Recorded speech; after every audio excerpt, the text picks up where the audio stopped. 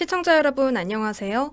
블록체인 브리핑 시작합니다. 오늘도 다양한 블록체인과 관련한 이야기들을 함께 짚어보도록 하겠습니다. 먼저 첫 번째 이슈부터 바로 체크해 보도록 하겠는데요. 지금 가상자산 결제는 한 번에 세상을 바꾸는 대체제가 아니라 이미 글로벌 결제망의 빈틈을 메우는 현실적인 우회로로 자리 잡고 있다고 합니다. 그리고 리플이 그 우회로를 XRP와 스테이블 코인, 이 투 트랙으로 설계하고 있다라는 이야기가 나왔습니다.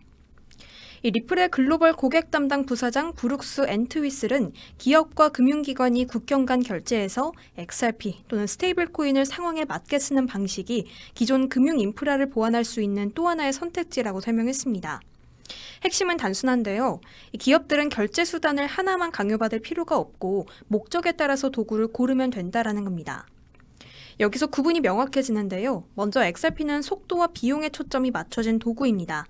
변동성을 감수할 수 있는 환경이라면 XRP를 브릿지 자산처럼 활용해서 자금 이동을 더 빠르고 효율적으로 처리할 수 있다는 논리입니다.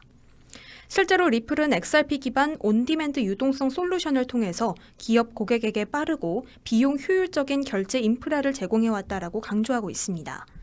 쉽게 말하면 중간에 돈이 묶여있는 시간과 비용을 줄여주는 방식인 겁니다. 반면 스테이블 코인은 안정성이 핵심입니다. 가격이 흔들리면 안 되는 정산, 재무관리, 회계 처리 같은 영역에서는 가치가 고정된 수단이 필요한데요. 엔트위슬은 스테이블 코인이 법정 화폐와 디지털 자산 사이에서 중간 단계 역할을 하면서 기업의 결제 정산 과정에서 활용 범위를 넓히고 있다고 설명했습니다. 요약하면 XRP가 빠른 이동이라면 스테이블 코인은 안정적인 정산에 더 강하다는 겁니다. 이 리플이 여기서 강조하는 건 둘 중 하나를 이겨서 살아남는 구조가 아니라는 겁니다. XRP와 스테이블 코인은 경쟁 관계가 아니라 기업 입장에서는 리스크 관리와 규제 환경에 골라 맞춰 쓰는 툴박스에 가깝다는 겁니다. 어떤 나라는 규제가 까다롭고 어떤 기업은 내부 리스크 기준이 엄격하죠. 그럴수록 단일 해법이 아니라 여러 경로를 가지고 있어야 실제 현장에서 채택될 가능성이 높아집니다. 결국 엔트위슬의 메시지는 결국 현장은 이념이 아니라 실무로 움직인다라는 쪽에 가깝겠습니다. 이 흐름이 의미하는 바는 리플의 포지셔닝 변화인데요. 리플은 자신들을 단순히 토큰을 파는 회사가 아니라 기업 금융과 국제 송금 시장 전반을 아우르는 결제 인프라 사업자로 자리매김하려는 겁니다. 즉 고객이 원하는 건 결제 결과이고 그 결과를 만들기 위해서 XRP든 스테이블 코인이든 가장 합리적인 수단을 제공하겠다는 겁니다. 결국 오늘 이야기의 결론은 이렇습니다. 글로벌 결제는 하나의 정답으로 정리가 되진 않는 건데요. 속도가 필요한 구간이 있고 또 안정성이 필요한 구간이 있습니다. 그런데 리플은 지금 그 둘을 나눠서서 XRP와 스테이블 코인을 상황별로 조합 가능한 결제 엔진으로 밀고 있습니다. 시장이 보는 관전 포인트는 앞으로 이 투트랙이 실제 기업 고객의 채택을 얼마나 더 끌어오느냐, 그리고 각국 규제 환경 속에서 얼마나 매끄럽게 확장되느냐가 되겠습니다.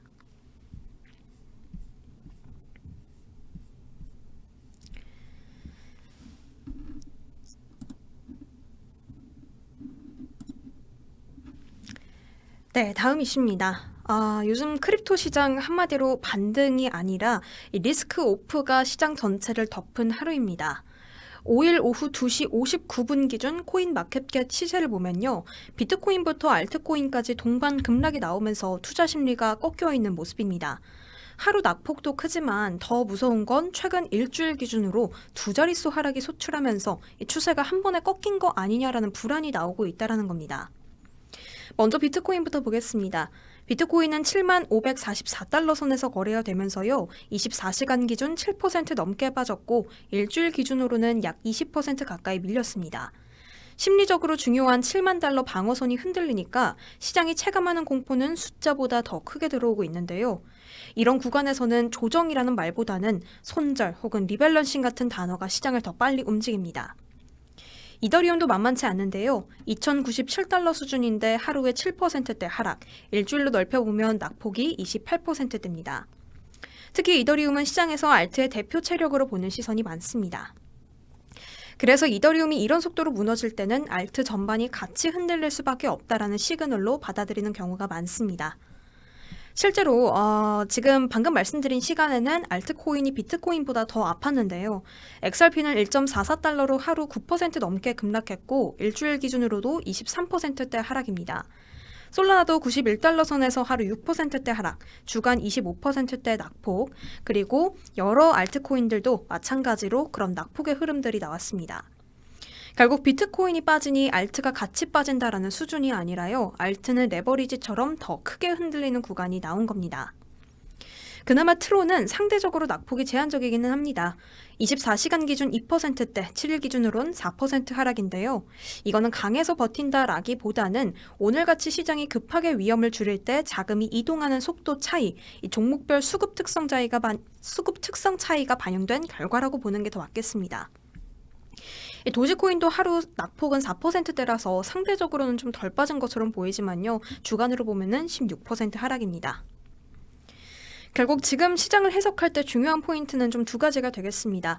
첫 번째로는 하루 급락보다는 주간 두 자릿수 낙폭이 투자 심리를 더 눌러버린다라는 겁니다. 하루는 뉴스에 따라서 좀 움직일 수가 있겠지만 일주일이 이렇게 꺾이면 투자자들은 지금 단순한 조정인가 추세 전환인가를 고민하기 시작하기 때문이죠. 두 번째로 이런 구간에서 가장 또 위험한 행동은 따라붙는 매수가 되겠습니다. 떨어지는 칼날을 잡으려고 타이밍을 맞추다가 변동성에 휘말릴 수가 있겠습니다. 그래서 이 결론은 좀 명확하겠습니다. 지금은 살아남는 장이다라고 좀 볼 수가 있겠습니다. 리스크 관리가 중요해진 시점인데요. 내가 감당할 수 있는 손실 범위를 정하고 또 레버리지를 줄이고 포지션을 가볍게 가져가야 할 때가 아닌가 싶습니다. 그리고 중요한 건 반등이 나오더라도 반등인지 추세 전환인지까지 확인하는 시야가 필요하겠습니다. 만약에 변동성 완화나 주요 지지선 회복, 거래대금의 정상화 같은 조건들이 맞춰진다면 속도보다는 원칙이 이기는 구간이 되겠습니다.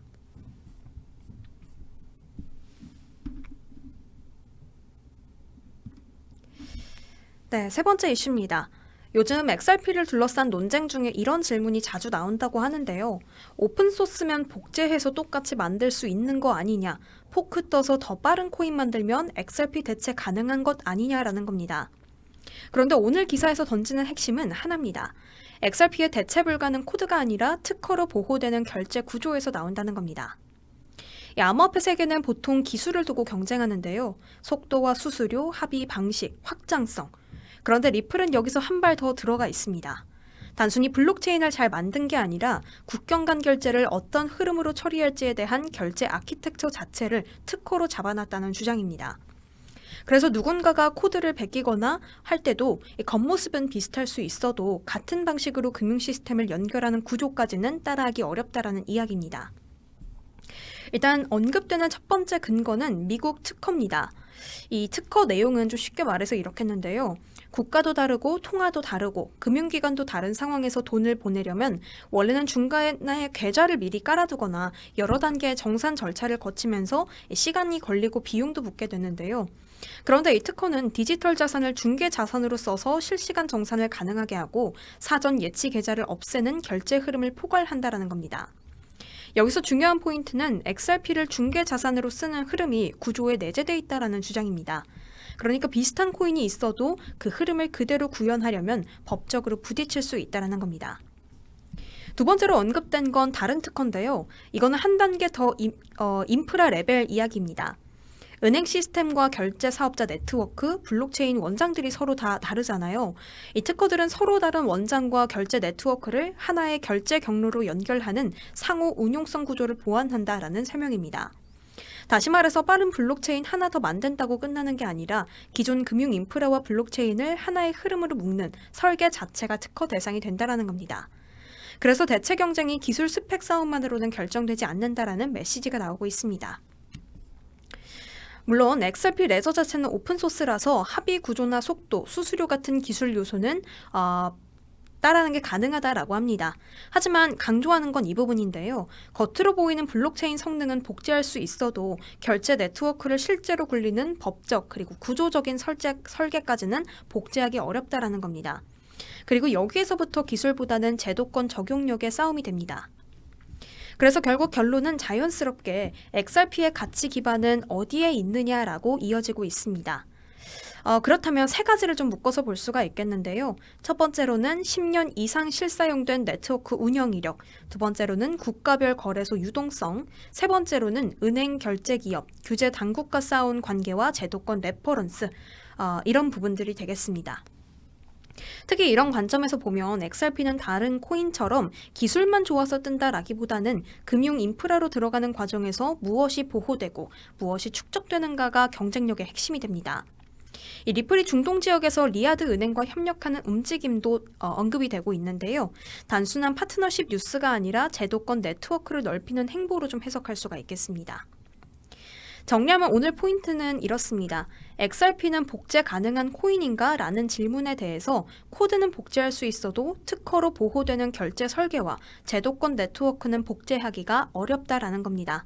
그리고 이런 관점은 투자자들에게도 힌트를 주게 되는데요. 단기 가격보다는 XRP를 볼 때 속도보다는 인프라, 그리고 복제를 할 수 있는지에 대한 가능성보다는 규모 있는 상용처와 제도권 연결을 같이 봐야 한다라는 것이겠습니다.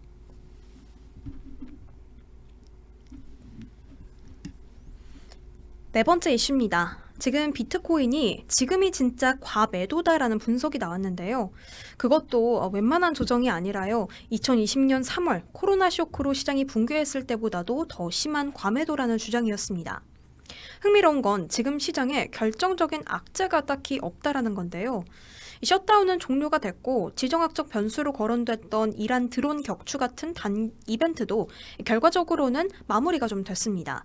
그런데도 지금 크립토 시장만 유독 과민 반응하면서 빠지는 모습이 오늘 분석의 출발점이 되겠습니다. 암호화폐 애널리스트 라크 데이비스는 지금 시장 심리는 바닥을 뚫었다라고 표현을 합니다. 주식은 비교적 건조합니다. S&P 500은 20일 이동평균선 회복을 시도하면서 살아있는 차트를 보여주고 있는데요. 반면 비트코인은 73,000달러 선 위태롭고 반등이 나오려다가도 힘이 붙지 않습니다. 주식은 잘 가고 있는데 혹은 버티고 있는데 비트코인만 무너지는 디커플링이 심해졌다는 겁니다. 여기서 중요한 단어가 하나 나오게 되는데요. 바로 항복이라는 단어였습니다. 투자자들이 더는 못 버티겠다 싶어서 던지는 단계를 뜻하는데요. 데이비스는 금이 회복하고 주식이 오르는 동안 비트코인만 빠지는 흐름이 이어지는 걸 두고 자금이 금이나 기술주로 이동하고 있고 크립토 쪽은 항복 매물이 나오고 있다라고 해석을 합니다. 그러니까 가격 하락의 이유가 악재라기보다는 심리 붕괴 그리고 포지션 정리에 가깝다라는 겁니다. 사실 알트코인은 더 심한데요. 이더리움은 레이어2 관련 발언 이슈까지 겹치면서 투자 심리가 더 꺾였고 솔라나는 95달러 아래로 내려가면서 신저가 흐름을 만들었다라는 언급도 나옵니다. 여기서 또 하나의 포인트가 있는데요. 데이비스는 메이저 코인들이 ETF 관련 매도 압력 등으로 고전하는 사이에 오히려 ETF가 없는 일부 알트코인들이 상대적으로 버티는 기현상을 지적합니다. 결국 이 말을 한 줄로 정리하자면 요즘 시장은 좋은 코인, 나쁜 코인으로 움직이는 게 아니라 상품 구조나 수급 경로가 가격을 더 크게 흔들리고 있다는 겁니다. 그렇다면 이 분석이 말하는 결론은 무엇일까요? 데이비스는 여기서 공포가 과해졌다라는 쪽에 베팅을 했습니다. 근거로 든 게 시장 가치 대비 실현 가치 그리고 상대 강도 지수인 RSI인데요. 그는 이 시장 가치 대비 실현 가치가 바닥권 그리고 2주 차트 RSI가 역사적 저점 매수 구간에 들어와 있다라고 주장하고 있습니다. 즉 가격이 빠진 것도 빠진 건데 지표가 말하는 과열된 공포가 코로나 붕괴급 수준을 넘어섰다라는 겁니다. 결국 그의 메시지는 전형적인 단기 예측은 아닙니다. 내일 오를 거다 이런 것도 아니고요. 이 정도 과매도는 오래 못 간다라는 쪽입니다. 시장이 비이성적으로 눌려있을 때는 반등이 뒤따르기 마련이고 지금은 그 조건이 갖춰져 있다라는 건데요. 그래서 그는 지금은 공포에 질려서 던질 때가 아니라 분할 매수로 대응할 때다라고 말했습니다. 실제로 본인도 비트코인과 솔라나를 추가 매수했다라고 밝혔습니다. 다만 우리가 여기서 잡아야 할 방향성들은 이렇습니다. 반등의 조건은 과매도에서 나오지만 타이밍은 또 변동성 속에서 확인을 해야 된다라는 건데요. 지금은 어떤 새로운 악재로 무너졌다라기보다는 심리와 수급이 과민해진 상태에서 던지기가 던지기를 부르는 구간이다라고 좀 볼 수가 있겠습니다. 결국 지금 데이터를 계속해서 봐야 할 텐데요. 과매도는 반등의 씨앗일 수 있겠지만 그 씨앗을 살리는 건 리스크 관리다라고 정리를 해보도록 하겠습니다.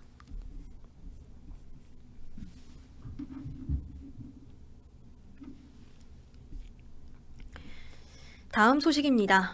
리플이 이번에는 가격이 아니라 달러를 찍어내고 있다라는 소식인데요. 자체 스테이블 코인인 RLUSD를 대량 발행하면서 스테이블 코인 시장에서 점유율을 넓히고 기관 자금 유입을 끌어오려는 움직임이 본격화했다라는 해석이 나오고 있습니다. 리플 재무부 계정에서 밤사이에 3,500만 달러 규모의 RLUSD가 신규 발행됐습니다. 단일 발행으로는 역대 최대 규모로 언급이 됐고요. 이 물량은 이더리움 네트워크에서 특정 주소로 이동한 것으로 포착이 됐습니다. 스테이블 코인에서 발행은 단순히 코인이 늘었다라는 의미를 넘어서서 유동성 공급, 결제 수요, 거래소 재고 같은 실사용 흐름과 직결되는 이벤트다라는 점에서 시장에 시선이 쏠리고 있습니다. 이 RLUSD는 원래 테더와 그리고 USDC가 사실상 양분의 혼, 이 달러 스테이블 코인 시장에서 리플도 한 자리를 이제 차지하겠다라면서 출시가 됐죠. 지금 코인 마켓캡 기준으로 RLUSD의 유통량이 14억 9천만 달러를 돌파했다라고 전해지고 있습니다. 시가총액 순위로는 8위권이지만 거래량이 또 눈에 띈다고 하는데요. 24시간 거래량이 2억 5,950만 달러 수준으로 페이팔의 PYUSD나 다른 경쟁 스테이블 코인들을 앞섰다라는 내용이 핵심이 되겠습니다. 즉 덩치만 키우는 게 아니라 시장에서 실제로 돌고 있다라는 신호로 읽을 수가 있는 대목이 되겠습니다. 그렇다면 왜 3,500만 달러를 갑자기 찍어냈을까요? 업계의 해석은 크게 세 가지입니다. 첫 번째로 거래소 유동성 공급용 재고 확보입니다. 이 스테이블 코인은 필요할 때 바로 쏴줄 수 있는가가 경쟁력인데요. 거래소나 마켓 메이커가 주문을 바칠 물량이 필요하면 발행이 따라붙습니다. 두 번째로는 장외 거래 결제나 기관 결제 경로를 위한 준비일 수가 있겠습니다. 기관들은 대량 거래를 할 때 가격 미끄러짐이 적고 결제 정산이 빠른 구조를 선호하는데요. 마지막으로는 환매와 재발행이 빠르게 반복되는 구조적 자금일 가능성도 있다고 합니다. 스테이블 코인은 발행이 매수세만 의미하는 게 아니라 상환, 재발행, 정산이 묶여서 돌아가는 경우가 더 많습니다. 그래서 발행이 늘었다는 건 무조건 호재다라고 단정하기보다는 발행이 어떤 패턴으로 반복되는지 보는 게 더 중요하다라는 이야기가 나옵니다.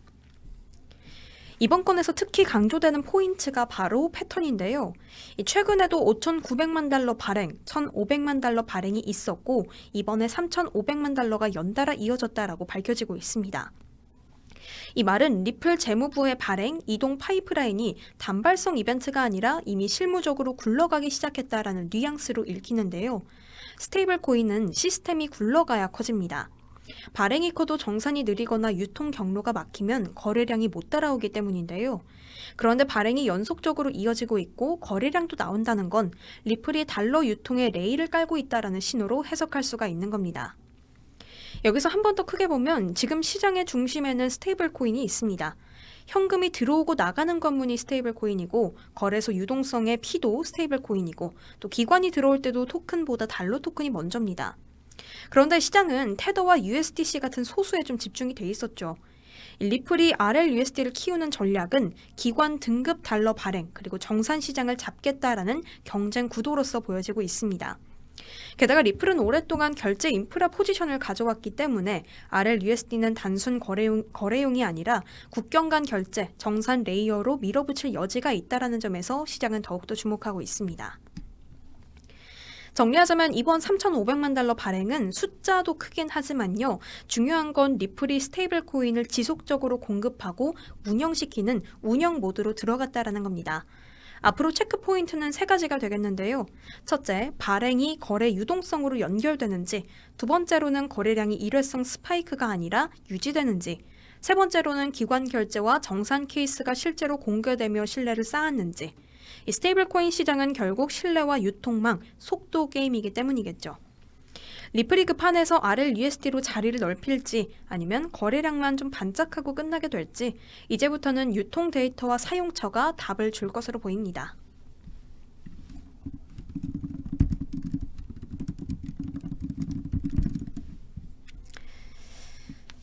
네, 어느덧 마지막 이슈를 살펴볼 시간입니다. 비트코인 급락 충격이 시장 전체로 번지면서 XRP도 정면으로 이를 맞게 됐죠.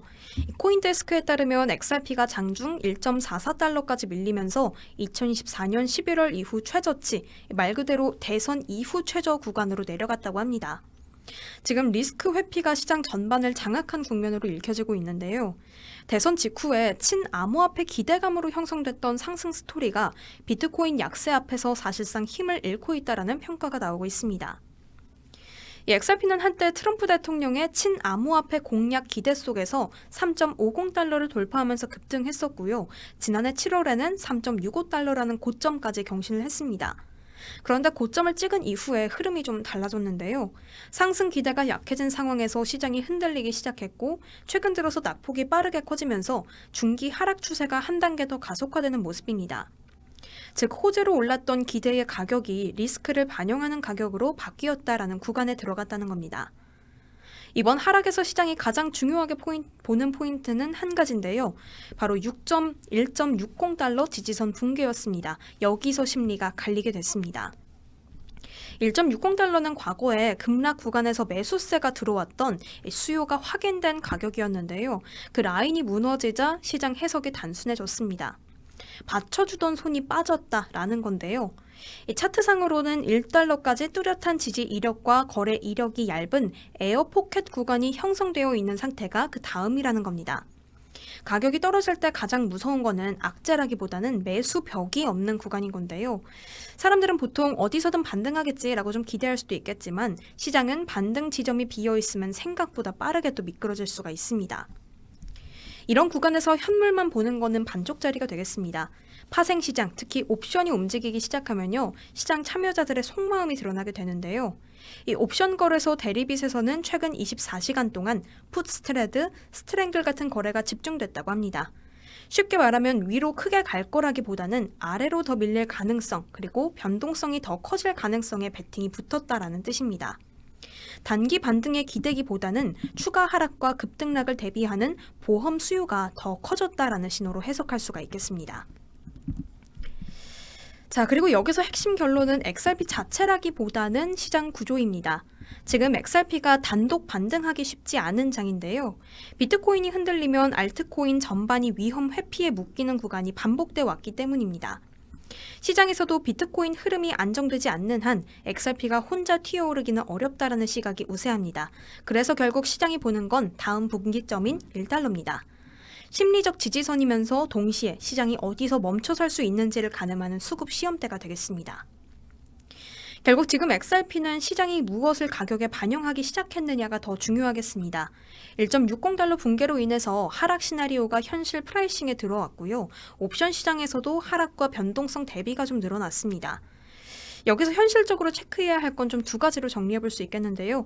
첫 번째로는 비트코인이 안정 신호를 주는지가 되겠습니다. 그리고 두 번째로는 XRP가 1달러 구간에서 실제로 매수 수요가 나타나는지 시장은 지금 방어선을 보고 움직이고 있습니다. 반등을 말하기 전에 먼저 어디까지 내려갈 수 있는지 그 리스크를 시장이 이미 계산하기 시작했다라는 점이 오늘의 핵심이 되겠습니다. 네, 오늘도 이렇게 6가지 블록체인 관련 이야기들 전해드렸습니다. 저희는 다음 시간에도 찾아뵙도록 하겠습니다. 시청해주신 여러분 고맙습니다.